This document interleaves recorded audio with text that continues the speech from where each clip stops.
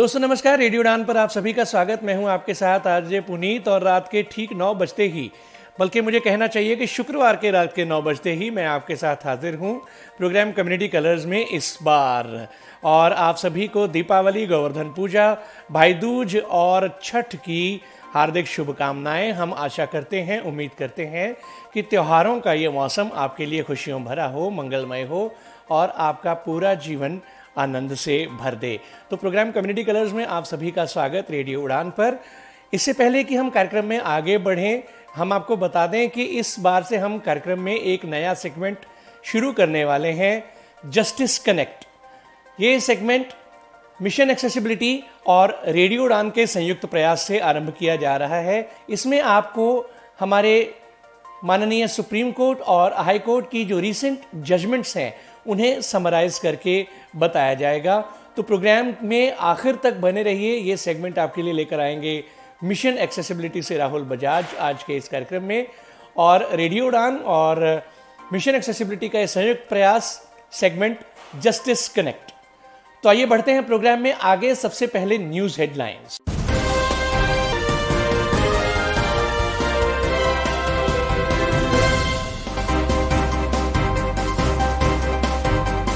Varanasi city में Varanasi city Darbhanga Antyodaya express की दिव्यांग भोगी से अवैध शराब बरामद, 2 व्यक्ति गिरफ्तार।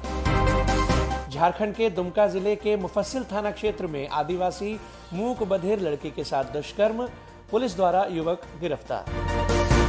मुंबई के सार्वजनिक स्वास्थ्य केंद्रों में से एक कूपर अस्पताल में दवाओं की भारी कमी, मरीज उठा रहे परेशानी, बाहर से दवाओं खरीदने के लिए मजबूर।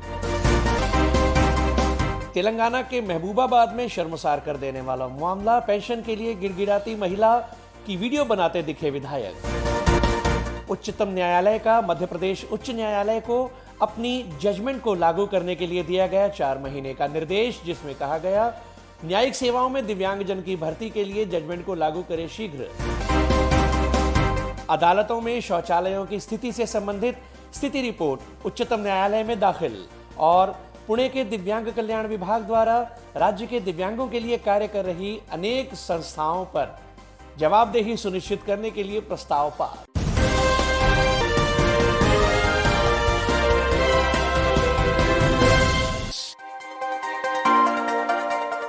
समाचार अभी विस्तार से होंगे, लेकिन पहले वक्त एक ब्रेक का।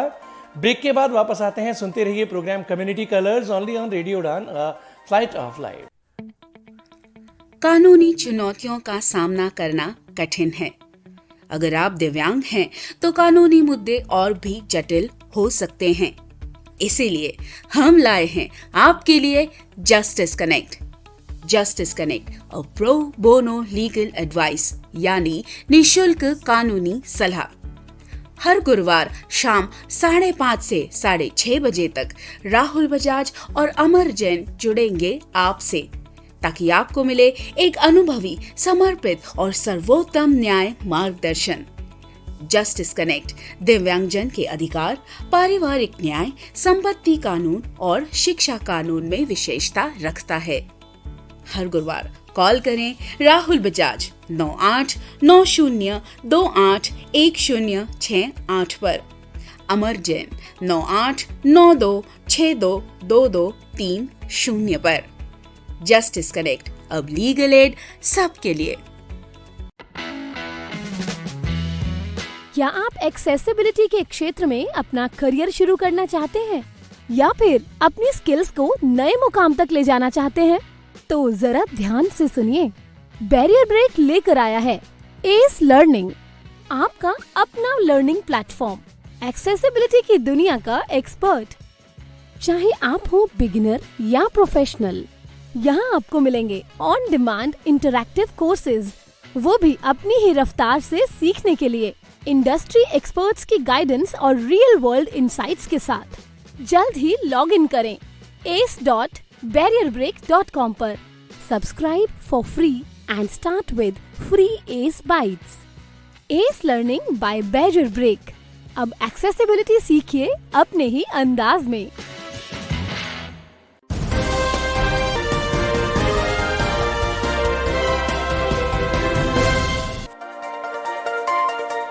तो तो प्रोग्राम में आप सभी का स्वागत। आइए बढ़ें डिटेल्ड न्यूज बुलेटिन की ओर।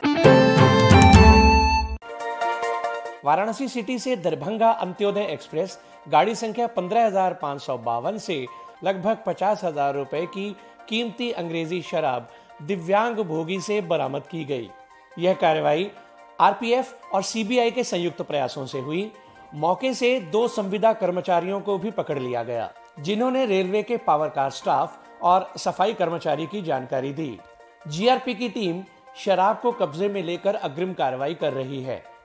आरपीएफ प्रभारी निरीक्षक भुवनेश्वरी उपाध्याय ने बताया कि पूजा पर्व और बिहार चुनावों के मद्देनजर वाराणसी सिटी रेलवे स्टेशन पर सघन तलाशी अभियान चलाया जा रहा था। इस दौरान प्लेटफॉर्म संख्या 5 पर गाड़ी संख्या 15,552 वाराणसी सिटी दरभंगा अंत्योदय एक्सप्रेस खड़ी थी। ट्रेन की दिव्यांग भोगी में बिहार समस्तीपुर के 2 निवासी दिलीप कुमार शर्मा और संदीप कुमार बैग्स और कार्टून छिपा रहे थे। तलाशी लिए जाने पर इन दोनों के पास से लगभग 50,000 रुपए की संदिग्ध शराब बरामद की गई। झारखंड के गुमका जिले में एक आदिवासी युवती के साथ दुष्कर्म के मामले में एक युवक को गिरफ्तार किया गया है। पुलिस ने बृहस्पतिवार को यह जानकारी दी। पुलिस ने बताया कि यह घटना मंगलवार को मुफस्सिल थाना क्षेत्र के एक गांव में हुई और बुधवार को आरोपी को गिरफ्तार कर लिया गया। दुमका मुफस्सिल थाना क्षेत्र सत्यन कुमार ने बृहस्पतिवार को पीटीआई भाषा प्रभारी को बताया। पीड़िता के पिता ने बताया है कि जब वो और उसकी पत्नी अपनी 13 वर्षीय मूक बधिर बच्ची को घर पर छोड़कर काम पर गए थे तो उनके गांव का ही एक निवासी उनकी झोपड़ी का दरवाजा तोड़कर झोपड़ी में घुस गया और उसने लड़की के साथ दुष्कर्म किया। पुलिस के अनुसार पीड़िता को चलने फिरने में भी दिक्कत है। थाना प्रभारी ने बताया कि जब पीड़िता के माता पिता घर लौटे तो उन्होंने आरोपी को झोपड़ी से बाहर निकलते हुए देखा और अपनी बेटी की चीख पुकार सुनी। उन्होंने शोर मचाया, जिससे ग्रामीणों ने आरोपी को पकड़कर उसकी पिटाई कर दी और मंगलवार रात को ही उन्होंने आरोपी को पुलिस के हवाले कर दिया। उन्होंने बताया कि आरोपी को पकड़कर अदालत में पेश किया गया, जहां से उसे बुधवार को न्यायिक हिरासत में भेज दिया गया है। पुलिस अधिकारी ने बताया कि आरोपी के विरुद्ध भारतीय न्याय संहिता और पोक्सो एक्ट की विभिन्न धाराओं के तहत मामला दर्ज किया गया है। पीड़िता को मेडिकल परीक्षण के लिए दुमका के फूलो जानो मेडिकल कॉलेज व अस्पताल में भेजा गया है। आइए अब इस रिपोर्ट में जानते हैं उन गाइड्स, प्रशिक्षकों और मोटिवेशनल स्पीकर्स के बारे में जो दृष्टिबाधित एथलीट्स की न सिर्फ आंखें बनते हैं बल्कि उनके सपनों को साकार करने में भी महत्वपूर्ण भूमिका निभाते हैं। अंतर्राष्ट्रीय प्रतियोगिताओं से लेकर स्थानीय मैराथन तक ये गाइड सिर्फ धावक या पर्वतारोही नहीं होते, वे एथलीट्स के प्रशिक्षक, मोटिवेशनल कोच और प्रेरक की दोहरी भूमिका निभाते हैं। ये साहसी सहायक ही दृष्टिबाधित एथलीट्स के लिए वह महत्वपूर्ण कड़ी बनते हैं जो न सिर्फ ट्रैक पर दौड़ने में उनकी मदद करते हैं बल्कि नामुमकिन माने जाने वाले सपनों को हकीकत में बदलकर पदक भी घर लाते हैं। लद्दाख की चोजिन आंगमो की कहानी ऐसे ही दृढ़ संकल्प को दर्शाती है। 8 साल की उम्र में अपनी दृष्टि खो देने के बाद उन्होंने अमेरिकी पैराग्लाइडर एरिक वेहंगमेयर से प्रेरणा लेकर माउंट एवरेस्ट पर चढ़ने का सपना देखा। पर्वतारोहण समूहों ने उनके सामने चुनौतियां रखीं, लेकिन आंगमो हार मानने वाली नहीं थीं। मई में उन्होंने अपने गुरु और 2 गाइडों की मदद से अपना यह सपना पूरा किया। उनके गाइड हर जगह उनकी आंखें बने, चुनौतीपूर्ण रास्तों और खड़ी चढ़ाई पर भी उन्हें सुरक्षित मार्ग दिया। आंगमो ने बताया, हम एक ट्रेन की तरह चले। मैं बीच में थी, एक गाइड का बैग पकड़े हुए और दूसरे से हार्नेस के माध्यम से जुड़े हुए। यह उपलब्धि सिर्फ उनकी ही नहीं बल्कि पूरे पैरा एथलीट समुदाय की आशा का प्रतीक बन गई। ये गाइड न केवल शारीरिक रूप से आपके साथ रहते हैं बल्कि आपको मानसिक संबल भी प्रदान करते हैं। राहुल बालकृष्णा और 1500 मीटर की धाविका रक्षिता राजू इसका एक बेहतरीन उदाहरण है। बालकृष्णा ने न केवल उनकी प्रतिभा को पहचाना बल्कि उनके अभिभावक की जिम्मेदारी भी निभाई, पासपोर्ट बनवाने से लेकर सही आवास ढूंढने तक। मैदान में बालकृष्ण राजू की आदर्श हृदय गति यानी हार्ट रेट, तय दूरी, पर भी नजर रखते थे। उन दोनों का यह तालमेल ही था कि रक्षिता ने 2018 और 2023 की एशियाई खेलों में स्वर्ण पदक प्राप्त किया और 2024 के पेरिस ओलंपिक्स में भारत का प्रतिनिधित्व किया। राहुल से प्रेरित होकर गोविंद सोलंकी जैसे गाइड भी इस क्षेत्र में उभरे। सोलंकी ने बताया कि गाइड और धावक को एक टैगर के जरिए जोड़ा जाता है, जो एक प्रकार की छोटी रस्सी होती है। दोनों के कदमों का तालमेल एकदम सही होना चाहिए। वे कहते हैं कि हम कोचेस से भी ज्यादा महत्वपूर्ण हैं। अगर हम हिम्मत हार जाते हैं तो एथलीट्स भी हार मान लेंगे। जुलाई में हुई इंडियन ओपन एथलेटिक्स चैंपियनशिप में राधा वेंकटेश के साथ रजत पदक जीतना उनके इन्हीं प्रयासों का प्रमाण था। इन गाइडों की निर्णायक भूमिका के बावजूद इन्हें अक्सर संरचनात्मक चुनौतियों का सामना करना पड़ता है। उन्हें पदक तो मिलता है, लेकिन पुरस्कार राशि में हिस्सा नहीं मिलता। सरकारी योजनाओं में उन्हें यात्रा, वित्तीय सहायता व आवास जैसी सुविधाओं से बाहर रखा जाता है, जिससे दीर्घकालिक साझेदारी कम हो जाती है। निजी संस्थाएं जैसे गो स्पोर्ट्स फाउंडेशन कुछ सहयोग दे रही हैं।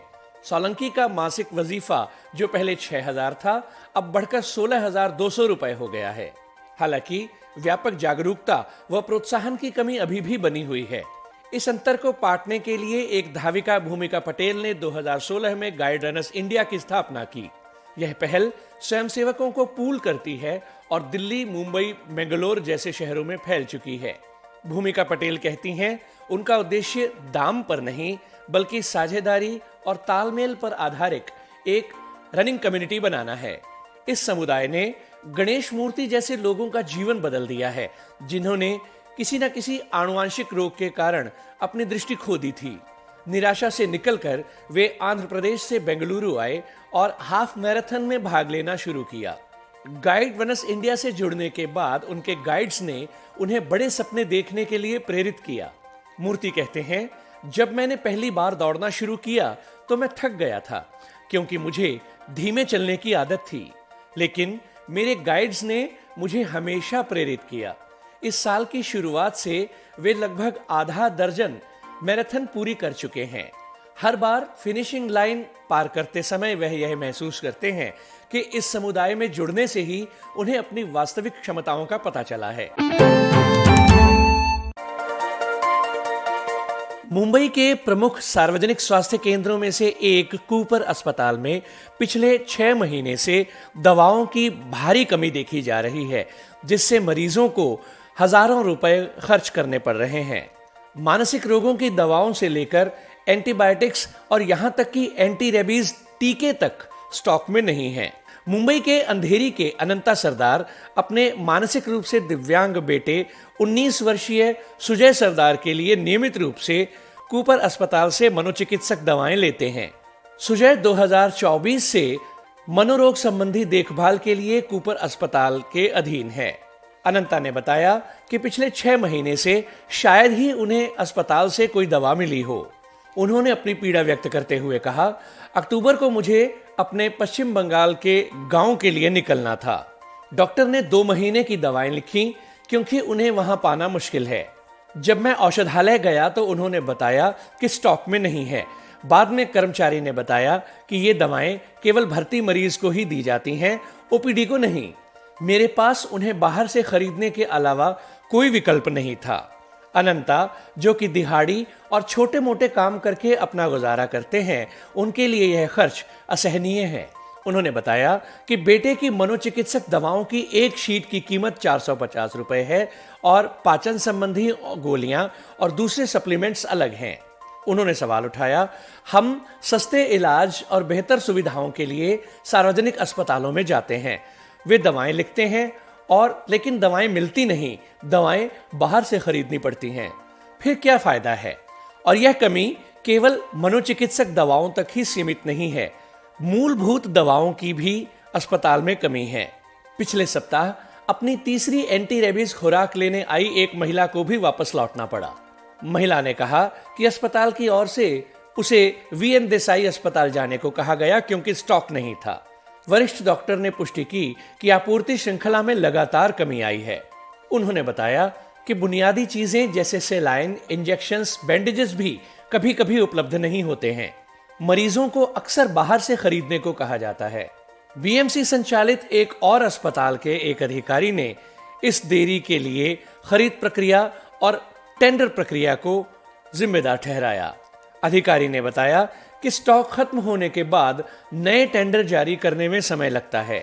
केंद्रीय खरीद विभाग की दवा सूची को अपडेट करने में भी देरी हुई है, जिससे अस्पताल सीधे तौर पर आपातकालीन ऑर्डर्स नहीं दे पा रहे हैं। हालांकि एक वरिष्ठ बीएमसी संचालित अस्पताल के अधिकारी ने हालिया घटनाक्रम की पुष्टि करते हुए कहा, दवाओं की खरीद के लिए सभी पुराने आदेशों को मंजूरी दे दी गई है और नए ऑर्डर्स दिए गए हैं। हालांकि अधिकारी ने यह भी बताया कि एंटी रेबीज की कुछ नई खुराकें आ गई हैं और एंटीबायोटिक्स मौजूद हैं। ऑगमेंटिन जैसी कुछ दवाएं अभी भी अनुपलब्ध हैं।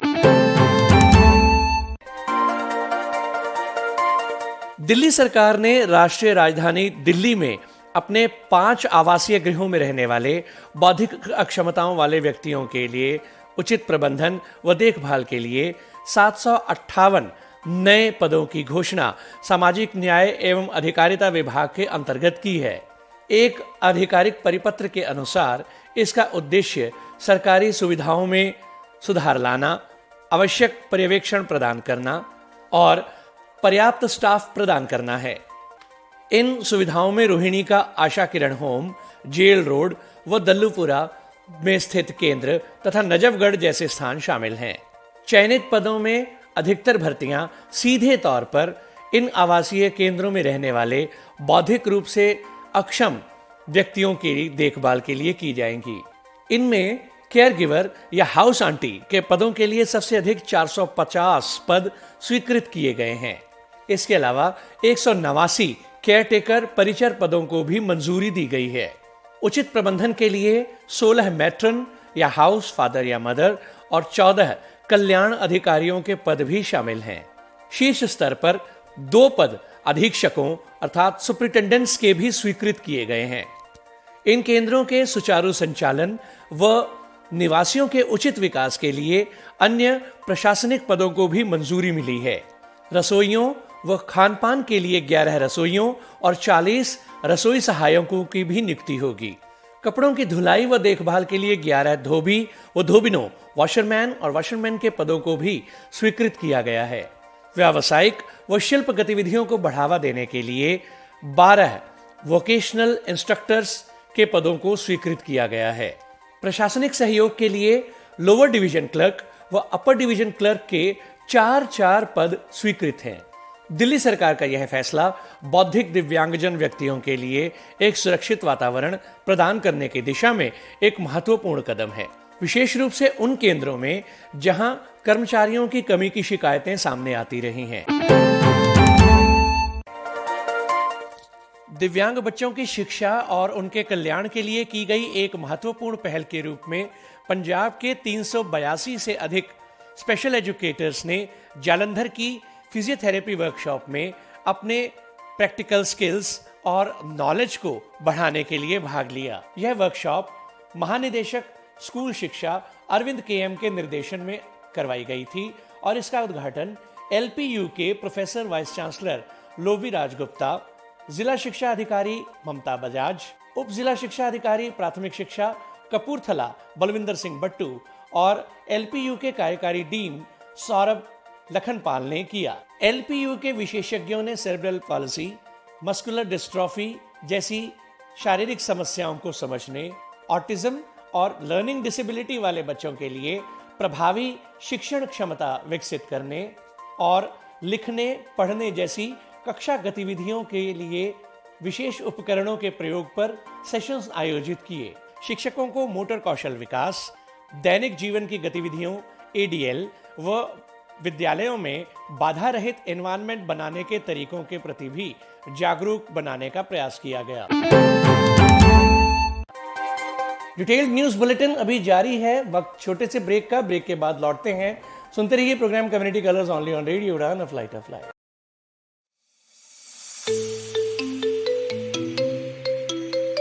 वेब एक्सेसिबिलिटी टेस्टिंग हमेशा से एक चुनौती रही है, लेकिन इस चुनौती का अब समाधान उपलब्ध है।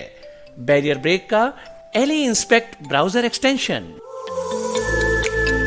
फिर चाहे आप कोड की लाइन ढूंढने में स्ट्रगल कर रहे हों, स्क्रीनशॉट्स ले लेकर थक गए हों, या फिर बुकमार्कलेट्स में उलझे हों, इन सभी समस्याओं का एक ही समाधान, बैरियर ब्रेक का एली इंस्पेक्ट ब्राउजर एक्सटेंशन, जो समस्याओं का समाधान करता है, गलतियों की तलाश करता है और वेब एक्सेसिबिलिटी टेस्टिंग को बनाता है और भी आसान।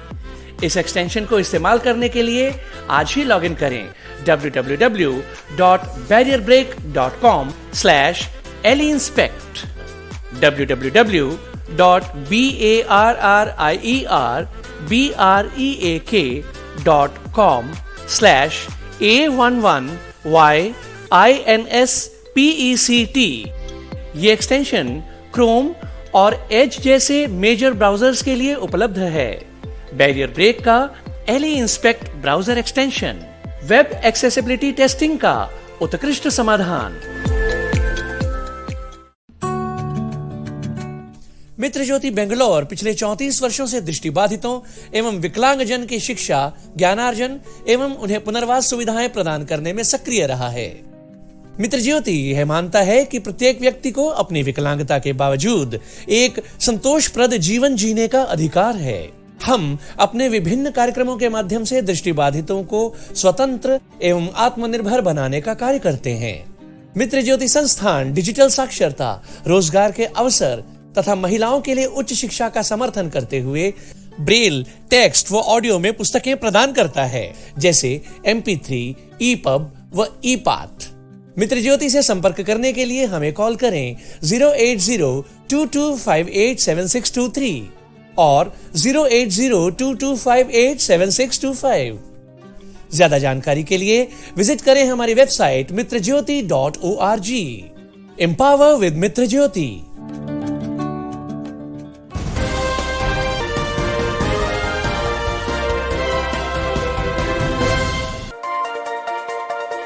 आइए डिटेल न्यूज बुलेटिन की ओर आगे बढ़ते हैं प्रोग्राम कम्युनिटी कलर्स में। तेलंगाना के महबूबाबाद जिले के बैरारम मंडल के रायकूट गांव में एक ऐसी घटना सामने आई है जिसने लोकतंत्र के मायनों को ही सवालों के घेरे में लाकर खड़ा कर दिया है। जन्म से ही एक मूक बधिर दिव्यांग महिला मंजूरा अपनी पेंशन के लिए विधायक कोरन कनकैया के पैरों में गिरकर गिड़गिड़ाने लगी, लेकिन विधायक का दिल नहीं पसीजा और उन्होंने इस पल का वीडियो बनाना ज्यादा उचित समझा।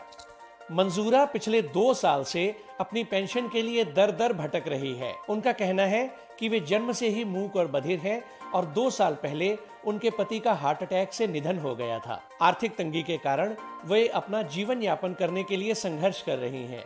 सरकारी पेंशन उनके लिए जीवन रेखा साबित हो सकती है, लेकिन अधिकारियों की उदासीनता के चलते अब तक उन्हें यह सुविधा नहीं मिल पाई है। स्थानीय लोगों के अनुसार जब मंजूरा ने विधायक के पैरों में गिरकर अपनी पीड़ा सुनाई तो विधायक कोरन कनकैया और उनके समर्थकों ने उनकी इस पीड़ा को समझने की बजाय इस पल का वीडियो बनाना शुरू कर दिया।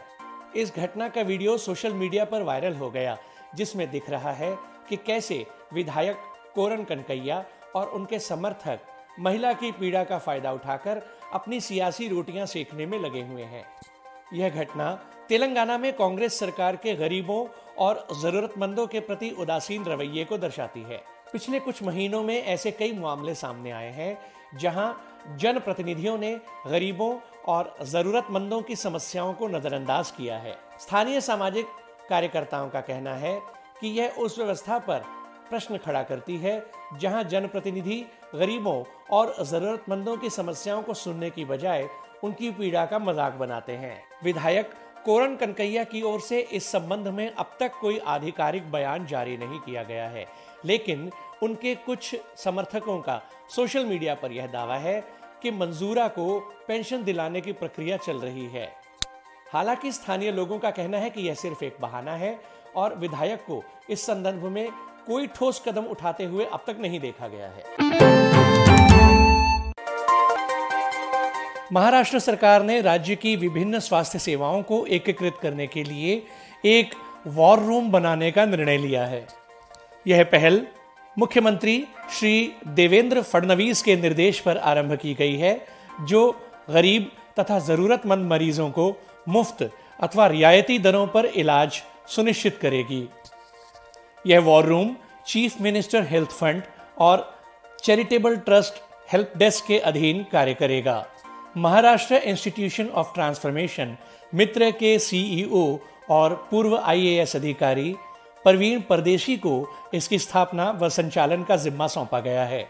यह कदम राज्य में स्वास्थ्य सेवाओं को सुव्यवस्थित, पारदर्शी व त्वरित बनाने की दिशा में एक मील का पत्थर साबित होगा। महाराष्ट्र में चल रही अनेक स्वास्थ्य योजनाएं जैसे Ayushman Bharat PM Jan Arogya Yojana, Jyotirao Phule Jan Arogya Yojana, chief minister राहत कोष जैसी योजनाएं लाखों मरीजों के लिए राहत का कार्य कर रही हैं। इन योजनाओं के तहत कैंसर, हृदय रोग व किडनी प्रत्यारोपण जैसे रोगों के लिए 1.5 लाख से लेकर 5 लाख तक की सहायता प्रदान की जाती है। हालांकि हालिया आंकड़ों से यह पता चला है कि कुछ मरीज एक या एक से अधिक योजनाओं का लाभ उठा रहे हैं, जिससे गवर्नमेंट के फंड्स का दुरुपयोग हो रहा है। एक रिपोर्ट के अनुसार पिछले वर्ष में 15% मामलों में दोहरी पात्रता दर्ज हुई, जिससे करोड़ों रुपए बर्बाद हुए। यह वॉर रूम इसी समस्या का समाधान करेगा, जहां सभी योजनाओं का डेटाबेस एकत्रित होगा और रियल टाइम मॉनिटरिंग होगी। नागरिकों की सुविधा के लिए एकीकृत टोल फ्री नंबर 1800-123-2211 जारी किया गया है। इस नंबर पर कॉल करने से मरीजों को सभी योजनाओं की जानकारी, आवेदन प्रक्रिया, पात्रता व शिकायतों संबंधी सभी समस्याओं का तुरंत समाधान प्राप्त होगा।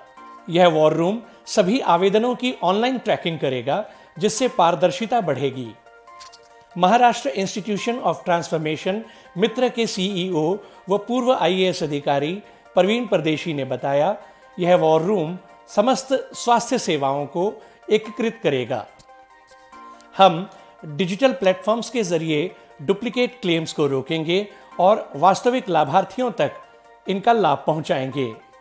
इस पहल के परिणाम स्वरूप 11 करोड़ से अधिक आबादी वाले राज्य महाराष्ट्र में स्वास्थ्य सेवाओं पर लाभार्थियों की कवरेज 80% से अधिक पहुंच सकती है। इस पहल के लिए चीफ मिनिस्टर सचिवालय में 12 सदस्यीय उच्च समिति गठित की गई है। इस समिति के संचालन की जिम्मेदारी मित्रा के अध्यक्ष परवीन परदेशी की है व अन्य सदस्यों में विभिन्न विभागों जैसे दिव्यांग कल्याण विभाग, सामाजिक न्याय, महिला एवं बाल विकास, अल्पसंख्यक विभाग, कानून विभाग आदि विभागों के सचिव, महासचिव अथवा प्रधान उपलब्ध रहेंगे। उच्चतम न्यायालय ने मध्य प्रदेश उच्च न्यायालय को अपने उस फैसले को लागू करने के लिए 4 महीने का समय दिया है, जिसमें उच्च न्यायालय मध्य प्रदेश द्वारा कहा गया था कि दृष्टिबाधित व्यक्तियों को न्यायिक सेवाओं में रोजगार के अवसरों से वंचित नहीं रखा जा सकता। ऐसे नियम असंवैधानिक हैं। न्यायमूर्ति जे.बी. पारदीवाला और न्यायमूर्ति के.वी. विश्वनाथन ने मध्य प्रदेश हाईकोर्ट के वकील द्वारा दिए गए आवेदन को नोट किया, जिसमें कहा गया है कि मध्य प्रदेश उच्च न्यायालय राज्य सरकार के परामर्श से नियमों को अंतिम रूप देने की प्रक्रिया में है। उच्चतम न्यायालय ने कहा, जैसा कि कहा गया है, समय प्रदान किया जा रहा है और नियमों के बनने और आगे की कार्रवाई की जानकारी के लिए मामले को 4 महीने बाद सूचीबद्ध किया जाएगा। शीर्ष अदालत ने 3 मार्च को यह फैसला सुनाया था, जिसमें अनेक राज्यों में दृष्टिबाधितों तथा कम दृष्टि वाले व्यक्तियों के लिए न्यायिक सेवाओं में कोटा के इनकार को गलत ठहराया गया था। इस संबंध में इन सभी याचिकाओं के साथ एक स्वतः संज्ञान मामला भी शामिल था। सुप्रीम कोर्ट ने उस समय कहा था कि यही सही समय है जब हम दिव्यांगजन के अधिकारों को, जो कि RPDWD एक्ट 2016 में दर्शाए गए हैं, मौलिक अधिकारों के समान ही समझें, जिससे यह सुनिश्चित हो कि किसी भी विकलांग व्यक्ति को अपनी इसी विकलांगता के कारण उसके अधिकार से वंचित न किया जाए। 123 पन्नों की जजमेंट में कहा गया था कि दृष्टिबाधित व्यक्तियों को न्यायिक सेवाओं में रोजगार के लिए अनुपयुक्त नहीं कहा जा सकता और वे न्यायिक सेवाओं में पदों में नियुक्ति के लिए सर्वथा योग्य हैं। जजमेंट में यह भी कहा गया था कि मध्य प्रदेश न्यायिक सेवा भर्ती और न्यायिक सेवा नियम 1994 के नियम 6A संवैधानिक संशोधन के विपरीत है। इसलिए इसे उस हद तक रद्द किया जाता है जहां तक यह शैक्षणिक रूप से योग्य दृष्टिबाधित व्यक्तियों को आवेदन करने की प्रक्रिया में शामिल नहीं करता है। इसके साथ ही साथ अदालत ने यह भी कहा था कि अतिरिक्त आवश्यकताओं से संबंधित नियम 7 समानता तथा उचित समायोजन रीजनेबल अकोमोडेशन के सिद्धांत का भी उल्लंघन करता है और साथ ही न्यायिक सेवाओं में अपेक्षित योग्य दिव्यांग व्यक्तियों के आवेदन करने की प्रक्रिया के संबंध में इस नियम को रद्द कर दिया गया था। देश भर की अदालतों के शौचालयों की अस्वच्छ स्थिति न्यायाधीशों, अधिवक्ताओं, वकीलों, वादियों तथा सभी कर्मचारियों के मौलिक अधिकारों एवं उनके गरिमा के अधिकार का उल्लंघन करती है। यह बात विभिन्न उच्च न्यायालयों द्वारा उच्चतम न्यायालय में दाखिल एक स्थिति रिपोर्ट स्टेटस रिपोर्ट में कही गई है। शीर्ष अदालत को यह सूचित किया गया है कि महानगरों में भी उच्चतम न्यायालयों व विभिन्न न्यायालयों में शौचालयों की खराब स्थिति कोई अकेली घटना नहीं है, बल्कि यह धन के आवंटन, रखरखाव, उपबंधों को लागू करने और जवाबदेही सुनिश्चित करने में एक प्रणालीगत और प्रशासनिक विफलता को दर्शाती है। वकील राजीव कविता द्वारा दायर की गई एक जनहित याचिका के जवाब में यह रिपोर्ट दाखिल की गई है। रिपोर्ट में यह भी कहा गया है कि अधीनस्थ अदालतों यानी एडिशनल कोर्ट्स, विशेषकर ग्रामीण क्षेत्रों की अदालतों में स्थिति और भी खराब है। उच्चतम न्यायालय द्वारा पहले ही यह आदेश दिया जा चुका है कि देश भर की सभी अदालतों में पुरुषों, महिलाओं, दिव्यांगजन, ट्रांसजेंडर्स के लिए विशेष अलग अलग शौचालयों व साफ सुथरी शौचालयों की व्यवस्था हो। अदालत ने कहा था कि उचित स्वच्छता तक पहुंच संविधान के अनुच्छेद 21 के अनुसार एक मौलिक अधिकार है। आपको बता दें कि इससे पहले सुप्रीम कोर्ट ने 15 जनवरी को सभी राज्यों व केंद्र शासित प्रदेशों के न्यायालयों व उच्च न्यायालयों से एक 4 महीने के भीतर उच्च न्यायालयों को स्थिति रिपोर्ट दाखिल करने का निर्देश दिया था। पश्चिम बंगाल राज्य के शिक्षा संचार विभाग तथा पुस्तकालय सेवा विभाग द्वारा 9वीं व उससे ऊपर की कक्षाओं के दिव्यांग विद्यार्थियों के लिए सहानुभूति छात्रवृत्तियों के लिए आवेदन आमंत्रित हैं। आवेदन करने की अंतिम तिथि 28 नवंबर 2025 है। इस योजना का उद्देश्य तकनीकी, अकादमिक अथवा व्यावसायिक शिक्षा प्राप्त कर रहे दिव्यांग जन को वित्तीय सहायता प्रदान करना है। आइए आपको पात्रता संबंधी मानदंडों की जानकारी दे दें। छात्रों के पास 40% या इससे अधिक की दिव्यांगता प्रमाण पत्र होना आवश्यक है। छात्र चाहे दृष्टिबाधित, बौद्धिक रूप से अक्षम, मूक बधिर आदि किसी भी विकलांगता का हो सकता है। आवेदकों ने पिछले वर्ष की परीक्षा में कम से कम 40% अंक प्राप्त किए हों। आवेदक की वार्षिक आय 2 लाख रुपए से अधिक नहीं होनी चाहिए। मान्यता प्राप्त संगीत, व्यावसायिक व औद्योगिक संस्थाओं में नामांकित छात्र भी आवेदन कर सकते हैं। जो अभ्यर्थी वर्तमान वर्ष में राज्य अथवा केंद्र सरकार की किसी भी योजना का लाभ ले रहे हैं, उनके आवेदन पर विचार नहीं किया जाएगा। आवेदन फॉर्म को 28 नवंबर तक जिला जन शिक्षा विस्तार कार्यालय में जमा करना अनिवार्य है। आवेदकों को IFSC कोड के साथ वैध खाता संख्या भी प्रदान करनी होगी। यह छात्रवृत्ति राशि मासिक होगी। पुणे दिव्यांग कल्याण विभाग ने पिछले हफ्ते एक सरकारी प्रस्ताव GR जारी किया है, जिसका उद्देश्य दिव्यांग व्यक्तियों के साथ काम करने वाले सभी नागरिक समाज सेवी संस्थाओं CSOS एवं अन्य संस्थाओं के लिए एक रूपता स्थापित करना, उनकी जवाबदेही बढ़ाना और उनके कार्यों में पारदर्शिता सुनिश्चित करना है। इस प्रस्ताव के तहत एक ऐसी प्रणाली शुरू की गई है जिसके तहत इन संस्थाओं के लिए वार्षिक निरीक्षण पंजीकरण प्रणाली व वार्षिक निरीक्षण प्रमाण पत्र का नवीनीकरण अनिवार्य होगा। इस प्रस्ताव में यह कहा गया है कि दिव्यांगजन अधिनियम 2016 के धारा 49 से 53 में यह कहा गया है कि दिव्यांग व्यक्तियों के लिए कार्य करने वाले सभी नागरिक समाज संस्थानों CSOS के लिए वार्षिक पंजीकरण अनिवार्य है। इसमें यह भी कहा गया है कि कोई भी व्यक्ति वैध पंजीकरण के बिना दिव्यांगता के क्षेत्र में कार्य नहीं कर सकता है। हालांकि इस प्रणाली से फर्जी संस्थानों को हटाने व CSR का पैसा सही दिशा में लगने की उम्मीद है, लेकिन क्षेत्र के कार्यकर्ता इससे पूरी तरह खुश नहीं हैं। प्रहार दिव्यांगजन क्रांति संगठन के महाराष्ट्र इकाई के अध्यक्ष धर्मेंद्र सातव का कहना है कि ऐसा लगता है कि यदि आप दिव्यांगों के लिए कोई कार्य करना चाहते हैं अथवा उनकी मदद करना चाहते हैं तो आपको पहले सरकार से अनुमति लेनी होगी। मुख्य धारा पहले से ही दिव्यांगों को सशक्त बनाने के उद्देश्यों को नजरअंदाज करती है और कोई उनके साथ काम नहीं करना चाहता है। इससे लोग और दूर हो जाएंगे।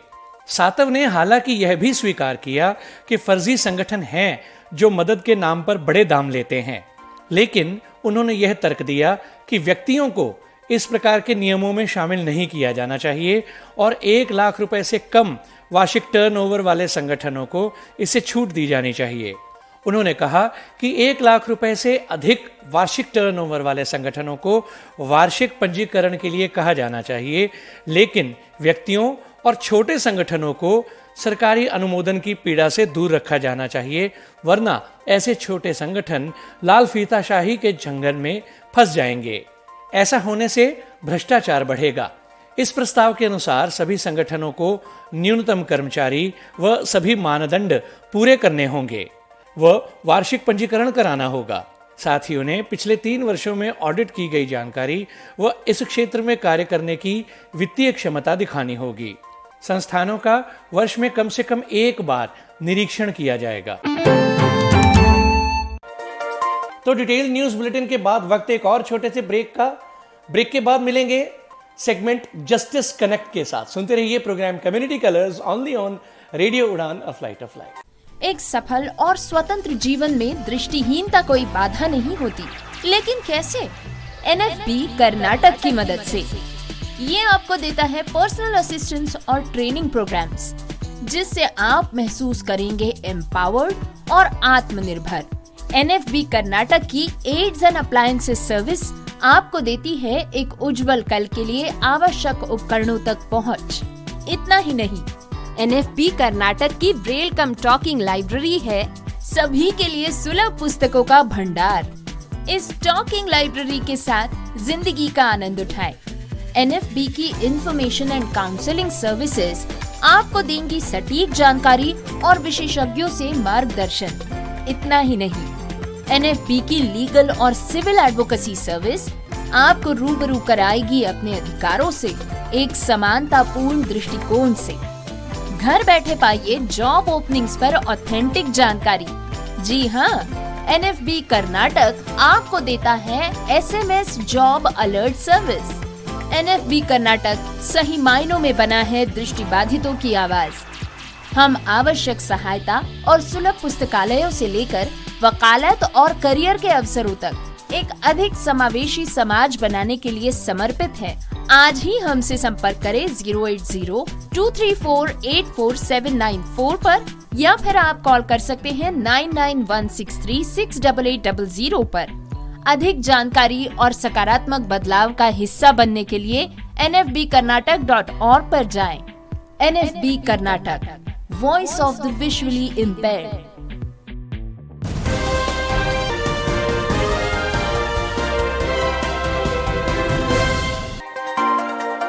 प्रोग्राम कम्युनिटी कलर्स में आप सभी का फिर से स्वागत। आप हमारा प्रोग्राम रेगुलरली रेडियो उड़ान पर हर फ्राइडे रात 9 बजे से सुनते हैं और यूट्यूब पर भी हमारा प्रोग्राम अवेलेबल रहता है।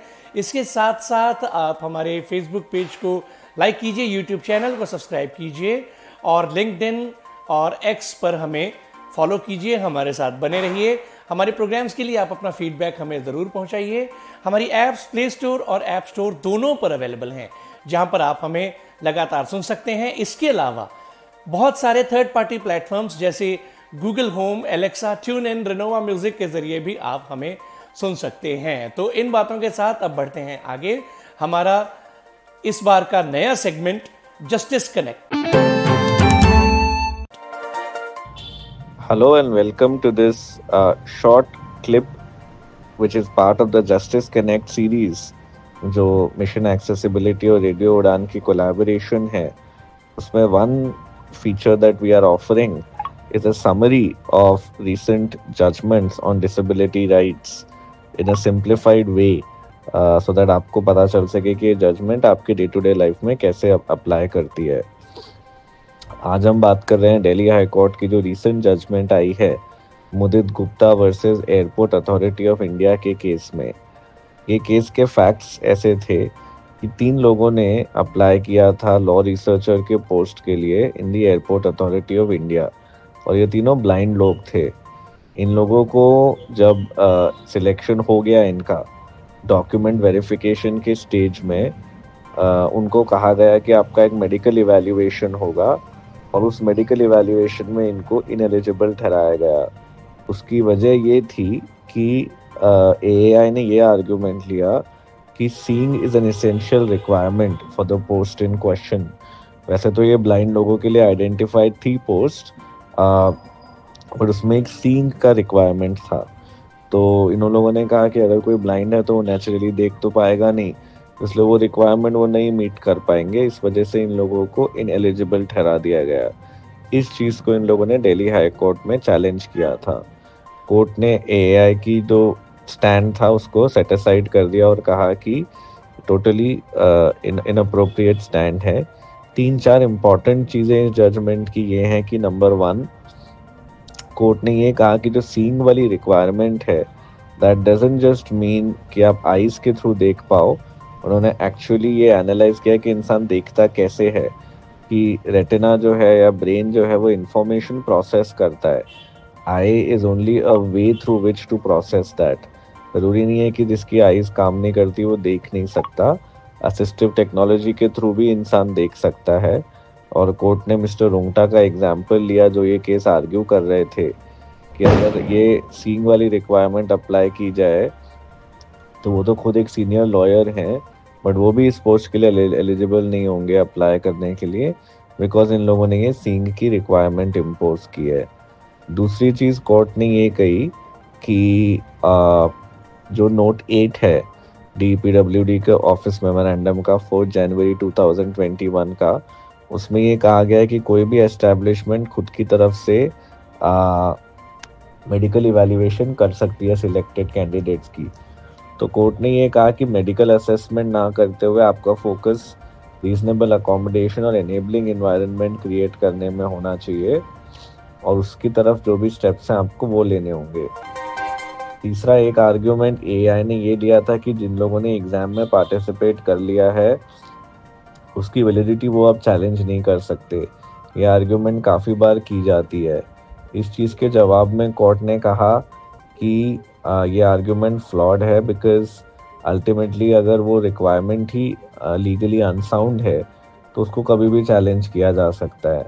प्लस ये लोग सीइंग को इंटरप्रेट करेंगे, इस चीज़ का उन लोगों को कोई ख्वाब नहीं था अप्लाई करते टाइम, उनको बाद में ही पता चला जब वो सिलेक्ट हुए, तब AAI ने इस तरीके का स्टैंड लिया। तो ये चीज़ों के बेसिस पे कोर्ट ने AAI को कहा कि आप इनको चाहो तो फिर से इवैल्यूएट कर लो, मेडिकली नहीं बट रीजनेबल अकोमोडेशन के लेंस से, और फिर अगर ये सूटेबल हैं तो इनको within a time bound manner appointment दे दिया जाए। तो मिशन एक्सेसिबिलिटी और रेडियो उड़ान के संयुक्त प्रयासों से आपके लिए इस सेगमेंट की पहली कड़ी प्रस्तुत की गई। उम्मीद करते हैं कि ये सेगमेंट आपके लिए ज़रूर लाभदायक साबित हुआ होगा। तो अब इसी के साथ प्रोग्राम को ख़त्म करने का वक्त आ रहा है। चलते चलते आइए देखें न्यूज़ हेडलाइन।